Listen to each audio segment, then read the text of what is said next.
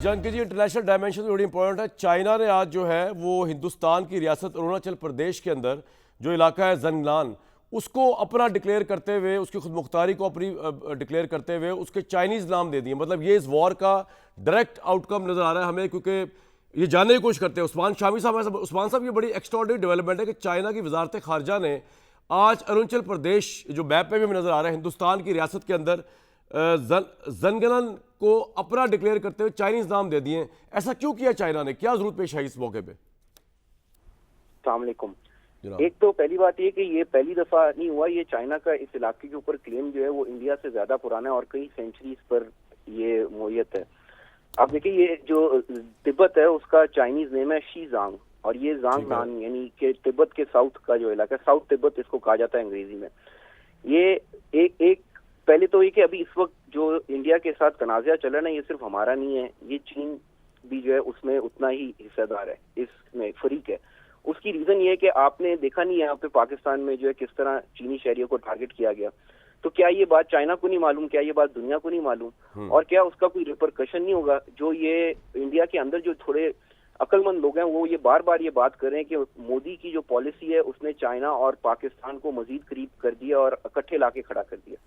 दूसरी बात, जो आपने इसकी जांगनान की बात की ना, ये जो नॉर्थ ईस्ट की रियासतें हैं, ये 7 रियासतें हैं जिसके अंदर ये जांगनान, आसाम, मणिपुर है, नागालैंड है, त्रिपुरा है, मिजोरम है, मेघालय है। यहाँ सब हर जगह अलहदगी पसंद तहरीकें चल रही हैं। यानी ये कोई एक जगह नहीं है कि जहाँ पे आप कहें।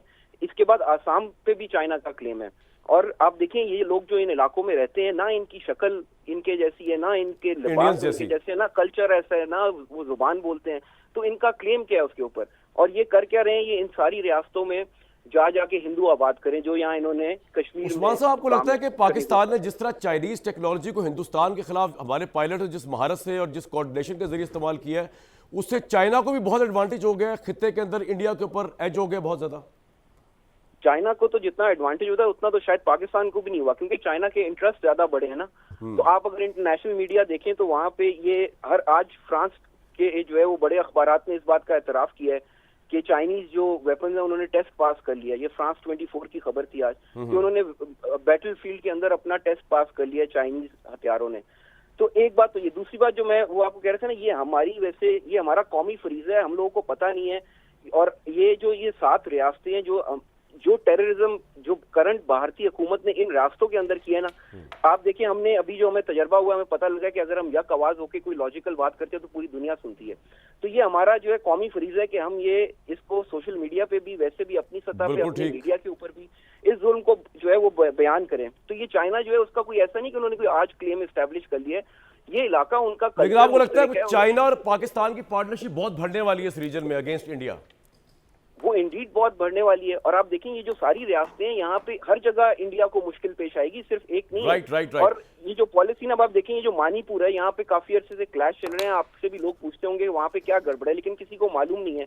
आप देखें, वहाँ पे हिंदू जो एक्सट्रीमिस्ट है उन्होंने 2 साल पहले 2 क्रिश्चियन लड़कियों को गैंग रेप किया और नंगा बराना करके पूरे शहर में घुमाया। वो आज तक वो मसला हल नहीं हो सका। आप देखें, ये जो अभी करंट हुकूमत है भारत के अंदर, ये जो एक्सट्रीमिस्ट हैं, टेररिस्ट हैं, इनका ना सिखों के साथ गुजारा हो रहा है, ना क्रिश्चियन के साथ गुजारा हो रहा है, ना मुस्लिम के साथ गुजारा। बिल्कुल ठीक। तो ये मसला जो है वो ये इन लोगों की आइडियोलॉजी है इस सारे खित्ते में, और दुनिया को इससे खतरा है। ये बात हमें दुनिया को बताने की जरूरत है। बहुत शुक्रिया उस्मान साहब, आपके साथ लासी हासिल बात होती रहेगी मजीद भी। ये बड़ा इंपॉर्टेंट एंगल है चाइना ने जो अब इस वक्त लीड किया, और हमारे लिए बड़ी सुकून की बात है कि इंडिया बेसिकली जो रीजनल हेड बनने की कोशिश कर रहा था और सीधा मुकाबला चाइना से कर रहा था, वो जब पाकिस्तान से मुकाबला किया है तो Pakistan has cut India into size. अब उसका एडवांटेज ऑब्वियसली चाइना भी लेगा। हमारा भाई, हमारा दोस्त है और बड़ा स्ट्रेटेजिक पार्टनर है। हसन अयूब साहब, वापस आता हूँ मैं इस इशू के ऊपर जो जुबैर साहब आप बात कर रहे थे। मैं आपसे जानना ये चाह रहा हूँ कि एक तरफ मैं ये बता रहा हूँ कि यार सिस्टम जैसा भी है, जो जुबैर साहब भी कह रहे हैं हाइब्रिड है, जो भी है, फॉर्म 47 जो भी है, उसके बावजूद ये कामयाब हो। लेकिन दूसरे जुबैर साहब ये कह रहे हैं कि जनाब फौज ने कामयाबी हासिल की, इसका मतलब ये नहीं है कि इलेक्शंस की क्रेडिबिलिटी ना हो या पार्लियामान के अंदर एस्टैब्लिशमेंट की इंटरफेरेंस हो। किस तरह देखते हैं आप इसको हसन साहब? देखिए, ये कहना और साबित करने में बड़ा फर्क है ना। जहां साबित करना था वहां पर साबित हो नहीं सका। अब फॉर्म 47 वाली जो है वो राग तो सब लोग पढ़ रहे हैं, सुना रहे हैं, लेकिन आपको मालूम है कि ट्रिब्यूनल्स में इनकी हालत क्या हुई है? रावलपिंडी डिवीजन की जितनी भी इनकी एप्लीकेशंस थी ज्यादातर तो टेक्निकल ग्राउंड्स के ऊपर ही जो है वो डिसमिस हो गई हैं इनकी जो इलेक्शन पिटीशन तो आप कह रहे हैं ये इशू नहीं है? आपको इलेक्शन पिटीशन तक दायर करनी नहीं आती, बिल्कुल ठीक। नहीं, इनको इलेक्शन पिटीशन दायर करनी नहीं आती, तो उसके ऊपर जो आपने जो उसके प्री रिक्विजिट्स थे वो फुलफिल किए बगैर, सर आपका पॉइंट आ गया, आप कह रहे हैं साबित करना मुश्किल है ये लेजिटिमेसी इस हुकूमत के ऊपर चैलेंज करना। भट्टी साहब, इल्जाम है, ये इल्जाम है। भट्टी साहब आप और जुबैर साहब इसको रिपोर्ट करेंगे, ये साबित तो करे ना।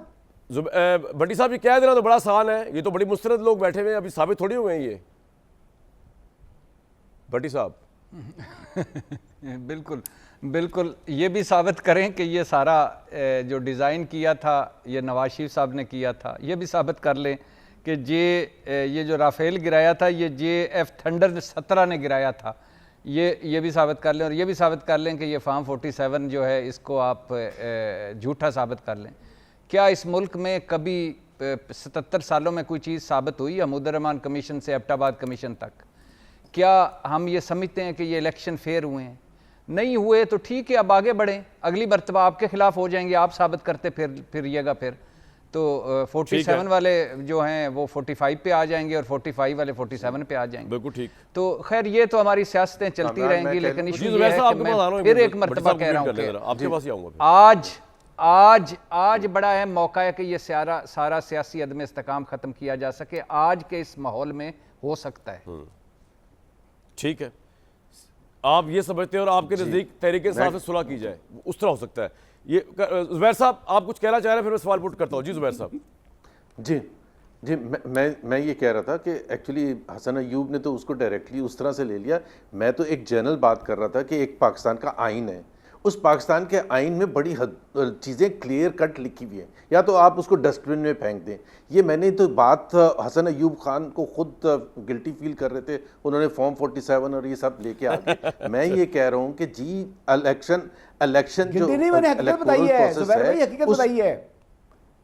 नहीं, मैं तो कुछ और बात कर रहा हूँ यार, मैं ब्रॉडर लैंग्वेज में बात कर रहा हूँ। आप हर रोज 3 प्रोग्रामों में आते हैं, किसी और को भी बोलने देना जो कभी कभी। जुबैर साहब बोलेंगे। मैं सिर्फ ये कह रहा हूँ जी, मैं सिर्फ ये कह रहा हूँ कि इस जंग में फतह का मतलब ये नहीं है कि हमने अपना जो जिम्मेदारी थी एज अ नेशन, जो आइन के तहत सबने फुलफिल करनी है, उसको हम भूल जाएं।